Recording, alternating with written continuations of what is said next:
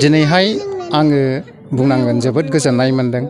गोजोननाया बेनो गोबां बोसोरनि उनावहाय आङो गुबुन गुबुन हाबाफारि मावबोनानै नैबे जोंनि बानुगाव गामियाव मानगोनां दा 9 नं दतमा समस्तियाव जायनो केन्डिडेट महरै फोसावजादों मानिजाथाव रबिराम नार्जारि सार, बिथाङा जोंनि नैबे समस्तियावहाय बेसेबांबा बोसोर बिथाङाबो नैबेयावहाय बाहागो लानो मोनाखैमोन, किन्तु बिथाङा दिनैहाय जोंनि 9 नं दतमा समस्ति गोदानै दाफामनाय बेवहाय बिजाथि जाफैबाय।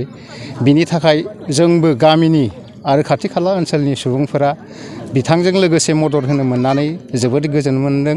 बेनिखायनो गुबुन गुबुन समाव गुबुन गुबुन बायदि राजखान्थि हान्जायाव दंमोनब्लाबो जोङो जिहेथु जोंनिनो मानगोनां जोंनिनो आंगो गामिनि मानिजाथाव रबिराम नार्जारि सार, जायखौहाय सारा आसामाव एबा जोंनि बर'फोरनि गेजेराव बै समनि मैखोम दैदेनगिरि आरो आथिखालावबो बिथाङा मैखोम हाबा मावग्रा, जाय बिथांखौ मोननानै जों जोबोर गोजोनदों। बिनि थाखायनो जोंनि साफ्रोमबो मानगोनां रायजो राजा आरो आंबो दिनै बिपि हान्जायावहाय जयेन जादों। जयेन जानायनि गुबै खारना बेनो, माननीय गेदेर रबिराम साराहाय जोंनि नैबे 9 नं दतमा समस्तियाव बिथाङा केन्डिडेट मोनदों आरो जोंबो बानुगाव गामिया बे 9 नं दतमानि सिङावहाय गिबियै हाबदों आरो जों बिथांनो भट होनो मोनगोन।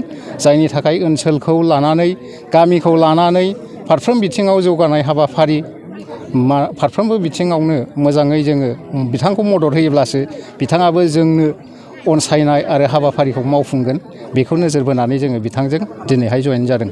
नोंथांजों लोगोसे बेवहाय बुंनो थाङोब्ला जोंनि बानुगाव गामिनिफ्राय फ्राय 30 न'खरसोआ बेवहाय दिनै जयेन जादों आरो खाथि खाला ओनसोलफोरनिफ्राय बुंनो थाङोब्ला बेवहाय 50 सासो बेवहाय आरो जयेन जाबावदों।